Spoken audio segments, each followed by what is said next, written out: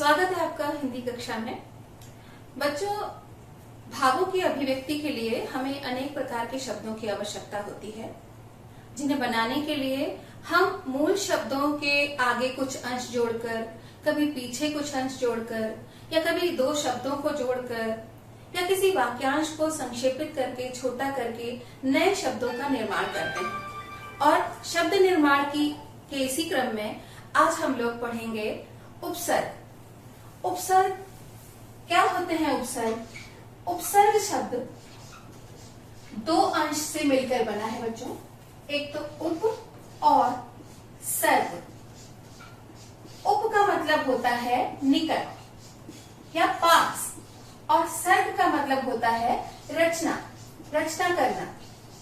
ठीक है, रचना करना। तो उप और सर्ग यानी पास में बैठकर, मैंने देखिए ऊपर सूक्ति भी लिखी है कि संगति भविष्य का निर्धारण करती है। मतलब हम जैसे लोगों के साथ रहते हैं, हमारा स्वरूप वैसा ही हो जाता है, भविष्य में हम वैसे ही बनते हैं। तो वही बात यहाँ पर भी लागू होती है कि कुछ मूल शब्द जब किसी अंश के साथ, शब्दांश के साथ जुड़ जाते हैं, तो उनका अर्थ बदल जाता है, उनका स्वरूप बदल जाता है। अब बच्चों, मैंने यहाँ पर बात की कि उपसर्ग शब्दांश होते हैं, शब्द नहीं होते। तो पहले तो हमें यही पता है कि शब्द क्या होते हैं। शब्द वो होते हैं जो वर्णों का समूह, लेकिन सार्थक। ऐसे वर्णों का समूह जो सार्थक होता है वो शब्द होता है। लेकिन यहाँ पर जो उपसर्ग हैं, ये वर्णों का वो समूह है जिनका कोई अलग से स्वतंत्र अर्थ नहीं होता। ये तभी सार्थक होते हैं जब किसी मूल शब्द के साथ जुड़ते हैं, और जब जुड़ जाते हैं तो उस मूल शब्द का व्यवहार बदल जाता है, उसका अर्थ बदल जाता है। जैसे एक उदाहरण के द्वारा मैं आपको बताऊंगी कि ज्ञान शब्द लिया मैंने यहाँ पर, ज्ञान। ठीक है, अब इसमें बस एक अंश मैंने जोड़ा, ये वर्ण जोड़ दिया, आ इसके साथ जोड़ दिया। अब ये क्या बन गया? अज्ञान, यानी जहां पर ज्ञान नहीं है, अज्ञान बन गया। ठीक है, एक ज्ञान को इसने ऐसा कर दिया, नकारात्मक में शब्द में बदल दिया। ठीक है, इसी तरह से हम अगर मान शब्द लें, एक मान शब्द लिया मैंने, और मान के साथ मैंने जोड़ दिया अप। ठीक, और अपमान जब शब्द बना तो ये निरादर का प्रतीक है, निरादर अर्थ आता है इसका। और ऐसे ही अगर सम जोड़ दें इसके साथ, इसी के साथ हमने सम जोड़ दिया इस मान के साथ, तो बन जाएगा सम्मान, यानी किसी का आदर करना। तो कहने का तात्पर्य ये है कि ये अंश ऐसे अंश है, ये उपसर्ग ऐसे अंश है जो किसी मौलिक यानी मूल शब्द के अर्थ को पूरी तरह से बदल देते हैं। तो कितने महत्वपूर्ण है हमारी भाषा में ये उपसर्ग, आज हम इन्हीं के विषय में पढ़ेंगे। बच्चों, उपसर्ग 5 प्रकार के होते हैं। एक संस्कृत के उपसर्ग, यानी ये तत्सम शब्दों में प्रयोग में लाए जाते हैं। दूसरे हैं हिंदी के उपसर्ग। ये उपसर्ग तद्भव शब्दों के साथ या फिर आम बोलचाल की भाषा हिंदी के साथ प्रयोग में लाए जाते हैं। और संस्कृत के अव्यय, अव्यय का मतलब अविकारी शब्द, जिनमें लिंग वचन कारक के परिवर्तन से कोई बदलाव नहीं आता, वे अविकारी शब्द यहाँ उपसर्ग की तरह हम प्रयोग कर पाते हैं, कर लेते हैं। और वैसे ही उर्दू के उपसर्ग। बच्चों, हम हिंदी भाषा में उर्दू शब्दों का भी बहुतायत में प्रयोग करते हैं। ये भाषा, हमारी भाषा हिंदी के साथ रच बस गई है, क्योंकि हिंदी बहुत लचीली भाषा है। लचीली का मतलब फ्लेक्सिबल, यानी उसमें अनेक भाषाओं के शब्दों का उपयोग हम बड़ी सहजता से कर लेते हैं। तो उर्दू शब्दों का प्रयोग हम बहुत अधिक करते हैं, और खासतौर से अगर लखनऊ की बात करें तो यहाँ तो बहुत ही अधिक होता है। तो उन शब्दों के विषय में भी हम थोड़ा जानेंगे। उर्दू उपसर्ग कैसे जो है बनते हैं, किस तरह से वो उर्दू शब्दों की रचना करते हैं। इसी तरह से अंग्रेजी के उपसर्ग, अंग्रेजी के शब्द भी हम बहुत प्रयोग में लाते हैं अपनी भाषा में। और इन शब्दों का कभी कभी हमें अर्थ भी नहीं पता होता, और जैसे हैं, जिस रूप में हैं, जिस रूप में ये आए हैं, आगत शब्द कहलाते हैं। हम उसी रूप में बिना कोई बदलाव लाए, बिना उसका हिंदी में रूपांतरण किए हुए उसी रूप में प्रयोग करते हैं। इसलिए इन शब्दों के विषय में भी जानना आवश्यक है। तो इनके विषय में चलिए पढ़ते हैं। बच्चों, अब पढ़ते हैं संस्कृत के उपसर्गों के विषय में। अनेक उपसर्ग हैं जो तत्सम शब्दों के साथ हम प्रयोग में लाते हैं। सबसे पहले देखते हैं ये आ। वैसे तो स्वर है, लेकिन जब इसका प्रयोग हम उपसर्ग की भांति करते हैं, यानी यही आ जब ज्ञान के साथ मिल गया, ज्ञान मूल शब्द के साथ मिल गया, तो इसका अर्थ हो जाता है अज्ञान, यानी जहाँ पर ज्ञान नहीं है। धर्म के साथ मिला तो वहाँ धर्म नहीं है, अधर्म। हाँ, अकाल।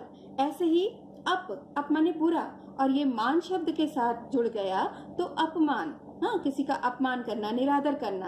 हाँ, किसी का यश न करना, अपयश। ठीक, अपयश मिला कहते हैं कि अच्छा काम करो फिर भी जो है जब बुराई मिलती तो कहते हैं अपयश। अपहरण, जबरदस्ती किसी को हर ले जाना, जैसे रावण ने सीता का हरण किया था, अपहरण।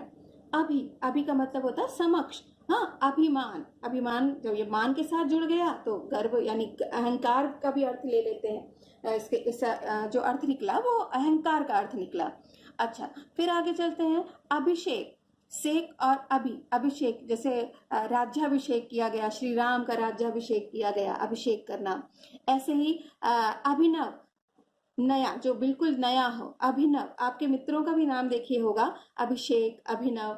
हाँ, ऐसे ही देखिए बड़ा आ वैसे वर्णमाला का ही स्वर है, लेकिन जब इसका अर्थ निकलता है उपसर्ग के रूप में तब। हाँ, मरण के साथ आ जुड़ गया तो आमरण यानी मृत्यु तक, और जब जन्म के साथ जुड़ा तो फिर क्या अर्थ देने लगा, आजन्म यानी जन्म से लेकर। ठीक, ऐसे ही जीवन के साथ आ जुड़ा तो पूरा जीवन यानी शुरू से लेकर अंत तक पूरा जीवन। अगला देखिए उपसर्ग निर का मतलब होता है बिना। हाँ, बल है लेकिन आगे निर जुड़ गया तो क्या बन जाएगा, निर्बल यानी बिना किसी बल के।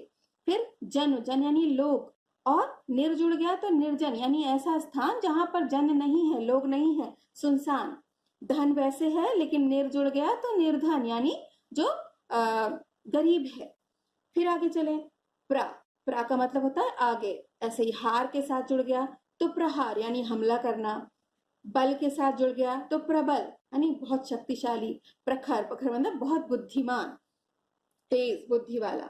फिर ऐसे ही सम का मतलब अच्छा भी होता है, पूरा भी होता है। ऐसे संभव। हाँ, जब कभी ये आधा माँ या आधा ना आते हैं तो ये हम अनुस्वार के रूप में प्रयोग में कर सकते हैं। तो संभव, संपूर्ण, सम्मान, इस तरह के शब्द बनते हैं। अभी और पढ़ते हैं हम लोग इनके विषय में। बच्चों, ये कुछ और उदाहरण। प्रति का मतलब हर होता है, मतलब हर एक, और उल्टा अर्थ भी होता है। तो एक के साथ जुड़ा तो प्रत्येक यानी हर एक को। प्रतिशोध यानी शोध, बदला लेना, किसी से बदला लेना। ठीक है। फिर प्रतिकूल यानी जो अनुकूल नहीं है, हाँ, जो विरोध में है वो प्रतिकूल। ऐसे सा वैसे तो वर्ण है, व्यंजन है एक वर्णमाला का, लेकिन जो इसका अर्थ जो निकलता है वो होता है साथ। जैसे हित के साथ ही जुड़ा तो सहित यानी मिलकर, सहित, परिवार सहित घूमने गए। ठीक है। सफल, फल वैसे तो फल मतलब परिणाम होता है, और सफल यानी जिसका अच्छा परिणाम मिला वो सफल। ऐसे ही परिवार के साथ जुड़ गया तो सपरिवार, आप सभी सपरिवार उपस्थित होंगे। फिर उत मतलब श्रेष्ठ होता है, और इसके साथ कर्ष के साथ जुड़ा तो उत्कर्ष यानी उत्थान होना। उत्थान भी देखिए इसी से बना। उल्लेख, उत धन लेख, तो उल्लेख बन जाता है। आगे चलते हैं। उप का मतलब होता है छोटा, और वास के साथ जुड़ा तो उपवास। ऐसे ही उपदेश और उपनाम यानी जो आपका सरनेम होता है। फिर ऐसे ही अच्छा के साथ अगर सु जोड़ दें तो क्या बन जाएगा, अच्छा, मतलब सु का मतलब होता है अच्छा, और मन के साथ जुड़ा तो सुमन यानी जिसका मन अच्छा है। पुत्र के साथ जुड़ा तो सुपुत्र यानी अच्छा पुत्र, और गम के साथ जुड़ा तो सुगम यानी जहां हम सरलता से जा सकते हैं उसे सुगम कहते हैं। अब बात करते हैं बच्चों हिंदी के उपसर्गों के विषय में, यानी वे उपसर्ग जो हम देशज भाषा या तद्भव शब्दों के लिए प्रयोग करते हैं। ठीक, यहाँ पर आ का मतलब होता है निषेध। आपने आ वहां तत्सम वाले में भी पढ़ा था, यानी संस्कृत के उपसर्गों में भी पढ़ा था, जिसका मतलब था नहीं, और यहाँ पर वही शब्द निषेध के लिए प्रयोग किया जा रहा है। मर, और उसके साथ आ लगा है तो अमर यानी जो नहीं मरता। अगर इसको हम तत्सम में लिखते तो लिखते अमृत। ठीक है। ऐसे ही छूत यानी जिसको छूते हैं, और अछूत यानी जिसे छुआ नहीं जा सकता। ठीक, फिर ऐसे ही अन का मतलब क्या हुआ, नहीं, और मोल का मतलब मूल्य होता है ना, कीमत जिसको कहते हैं। अनमोल यानी जिसकी कोई कीमत आंकी नहीं जा सकती, आकलन नहीं किया जा सकता। ऐसे ही बन के साथ लगा अन, तो क्या बन गया, अनबन। जैसे आपके मित्रों के साथ अनबन हो जाती है, झगड़ा हो जाता है, तो कहते हैं मेरी उनसे नहीं बनती, अनबन हो गई। फिर ऐसे ही नी का मतलब होता है बिना, जहां पर डर नहीं है तो निडर। हाँ, ऐसे ही तत्सम में होता तो उसको हम निर्भय लिखते, लेकिन यहाँ लिख रहे हैं निडर। निहत्था यानी जिसके हाथ में कोई हथियार नहीं है, जैसे अभिमन्यु निहत्था लड़ा था, चक्रव्यूह में जब फंस गया था तो वो निहत्था था। ऐसे ही अध का मतलब आधा। अब आधा पका हुआ, अध पका, जैसे खाना कभी कभी पूरा नहीं पक पाता तो कहते हैं अध पका है। ऐसे ही अध जला या फिर अध खिला, जैसे फूल होता है अध खिला फूल, ठीक, आधा खिला हुआ है। उन का मतलब यहाँ पर है, ये उन में देखिए हलंत नहीं लगा है, पूरा है ना, इसका मतलब होता है एक कम, यानी जो अंतिम संख्या है उससे एक कम, तो ये है 29, यानी 30 के एक पहले 29। ऐसे ही 49 यानी 50 के एक पहले की संख्या 49। ऐसे ही भर का मतलब होता है पूरा, जैसे भरपूर, यानी उस कार्यक्रम का भरपूर आनंद लिया, और वहां पर जो बढ़िया बढ़िया खाने बने थे वो मैंने भरपेट खाए। भरपेट यानी पूरा, ठीक है। तो ये आम बोलचाल की भाषा के शब्द हैं, ये हिंदी की भाषा के शब्द हैं, इसीलिए इनके अंतर्गत हम हिंदी उपसर्गों का प्रयोग करते हैं। अब देखते हैं बच्चों संस्कृत के अव्ययों के विषय में। अव्यय यानी अविकारी शब्द, जिन पर लिंग, वचन या कारक या काल के परिवर्तन से जब कोई प्रभाव नहीं पड़ता, वे यथारूप में रहते हैं, वैसे ही रहते हैं, उनको हम अव्यय कहते हैं। जैसे आपने हिंदी में पढ़ा भी है, क्रिया विशेषण, संबंध बोधक, समुच्चय बोधक, विस्मय बोधक, ये सारे शब्द। ऐसे ही ये कुछ संस्कृत के अव्यय हैं, ये शब्द उसमें अविकारी कहलाते हैं, और इन अविकारी शब्दों को हम उपसर्ग की भांति प्रयोग करते हैं। जैसे ये शब्द है, जो शब्दांश है वो पुरस अगर कार के साथ जुड़ जाता है तो पुरस्कार। ऐसे ही कृत, जिसे पुरस्कार दिया जाता है उसे कहते हैं पुरस्कृत किया गया। ऐसे ही पुरा का मतलब होता है प्राचीन, और तन के साथ जो पुरातन शब्द, काल के साथ जुड़ा पुरा काल यानी प्राचीन काल। ऐसे ही पुनर का मतलब पुनः भी कहते हैं, इसको पुनः भी लिख सकते हैं, और विसर्ग में लिखेंगे तो पुनः लिखेंगे, और इस तरह से व्यंजन के लिए लिखेंगे तो पुनर् लिखेंगे, तो इसका मतलब हुआ दोबारा। तो पुनर्जन्म यानी किसी का दोबारा जन्म हुआ, ठीक। पुनः मिलन, तो पुनर और मिलन मिला तो पुनर्मिलन, दोबारा मिले किसी से, ठीक है। ऐसे ही चिर का मतलब है दीर्घ काल। जैसे आप पत्र लिखते हैं, अनौपचारिक पत्र लिखते हैं, तो अपने भाई बहनों को आशीर्वाद देते हैं उसमें कि चिरायु भव, हाँ, चिरकाल तक जियो। या आपके घर में जब कार्ड आते हैं शादी के, हाँ, कार्ड छपते हैं, किसी के घर में शादी हो तो दूल्हे के नाम के आगे लिखा रहता है, ची लिखा रहता है ना। मतलब आप नहीं जान पाते कि ची का मतलब क्या हुआ, उसका मतलब होता है चिरंजीवी। चूंकि बड़ा शब्द चिरंजीवी मतलब दीर्घ काल तक जिए, जो उसके लिए आशीर्वाद के रूप में लिखा जाता है, तो चिरंजीवी वो होता है, वो चिर से ही बना है। चिर का मतलब दीर्घ काल तक, चिरायु भव है ना, दीर्घ काल तक जियो।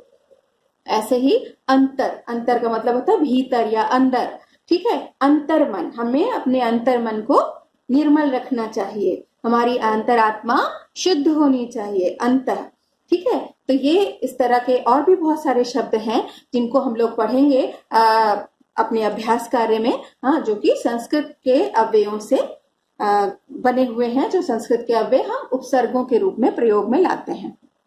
अब बात करते हैं बच्चों उर्दू के उपसर्गों की। बच्चों उर्दू शब्द, अभी जैसा कि मैंने बताया था कि उर्दू आगत भाषा है। आगत यानी विदेशी भाषा जो हमारी भाषा में रच बस गई है। हम लोग बहुत सारे शब्दों का इस्तेमाल करते हैं, है ना। मैंने अभी बोला इस्तेमाल करते हैं, प्रयोग नहीं बोला, इस्तेमाल करते हैं। और बहुत लोगों को पता भी नहीं है कि ये उर्दू शब्द हैं या हिंदी शब्द हैं, ठीक है। तो हम उन उर्दू के शब्दों के विषय में भी जाने कि कैसे इनमें भी हम उपसर्ग लगाते हैं और किस तरह से ये उपसर्ग मूल शब्द को परिवर्तित कर देते हैं। जैसे गैर यहाँ पर देखिए नुक्ता लगा हुआ है, गैर। गैर का मतलब होता है बिना या अलग के अर्थ में। अब जैसे कानूनी, जो कुछ कानून के हिसाब से हो वो कानूनी, लेकिन अगर गैर लग गया इसके आगे तो मतलब हुआ कि जो कानून से अलग है, कानून के बिना जो काम हो रहा है वो गैर कानूनी।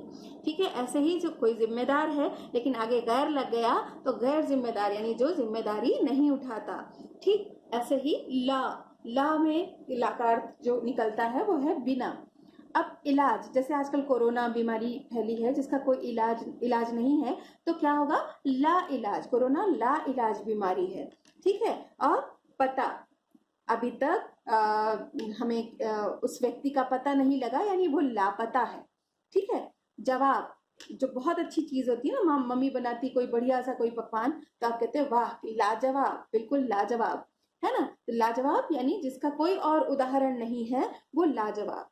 ऐसे ही बा का मतलब होता है साथ।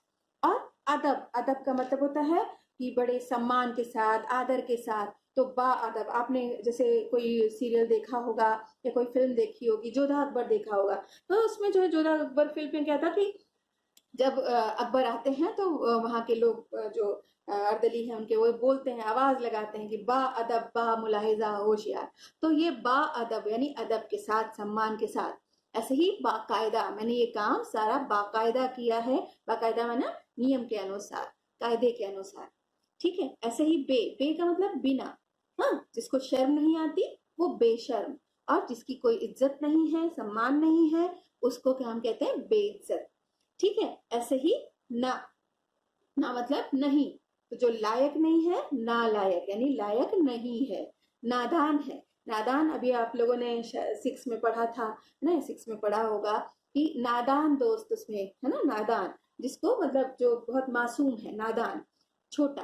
ठीक है, ऐसे ही खुश, खुश का मतलब होता है यहाँ पर खुश, ये खुश होना क्रिया वाला खुश नहीं है, ये इसका मतलब है अच्छा। ठीक है, अब खुशनुमा माहौल बना कर रखना चाहिए, है ना, चारों ओर खुशियों का माहौल, तो खुशनुमा। ऐसे ही बू यहाँ पर मूल शब्द है। बू का मतलब होता है गंध, और उसके आगे खुश जुड़ गया तो खुशबू यानी सुगंध, है ना। ठीक है, ऐसे ही खुश मिजाज, जैसे आपका मित्र बड़ा खुश मिजाज है यानी हमेशा खुश रहता है, हाँ, हमेशा वो प्रसन्न रहता है, तो खुश मिजाज। तो इस तरह से बहुत सारे इस तरह के हैं शब्द जो हम उर्दू के हैं होते हुए भी इनको हम हिंदी में प्रयोग में लाते हैं। इनके बारे में भी हम अभ्यास में और पढ़ेंगे। अब हम बात करेंगे बच्चों कुछ अंग्रेजी के उपसर्गों की।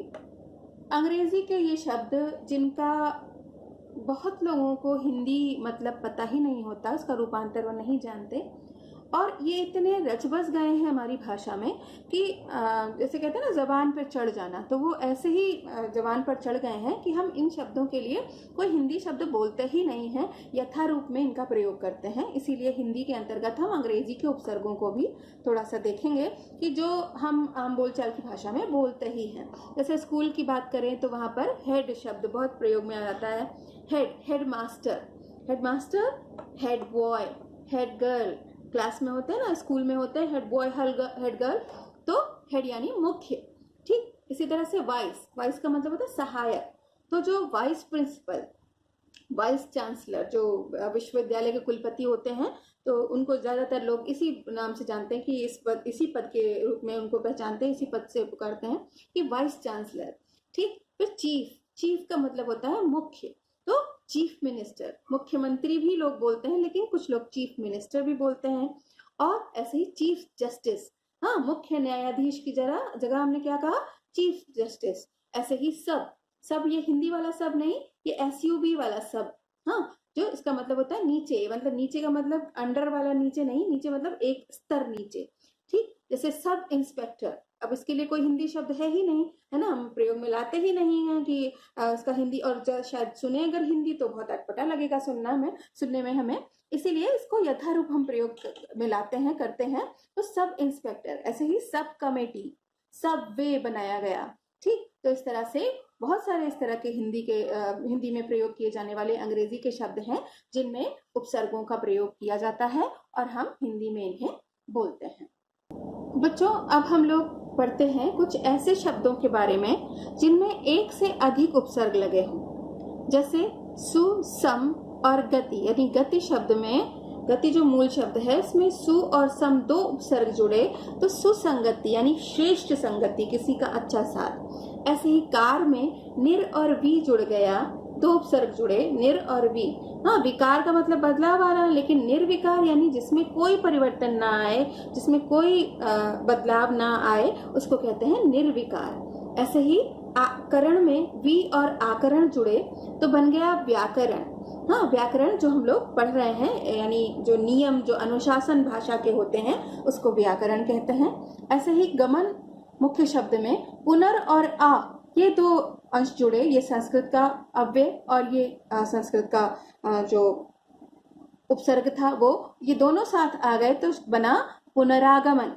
ठीक, यानी दोबारा आना, दोबारा से आगमन होना पुनरागमन कहलाता है। तो बच्चों, इसी तरह के और भी शब्द आप भी ढूंढिएगा, उन्हें लिखिएगा और उनके उपसर्ग और मूल शब्द अलग कीजिएगा। अब इसका अभ्यास कार्य भी मैं आपको दूंगी, जिसका आप अपने घर में अभ्यास करेंगे और भी अधिक जानकारी प्राप्त करेंगे।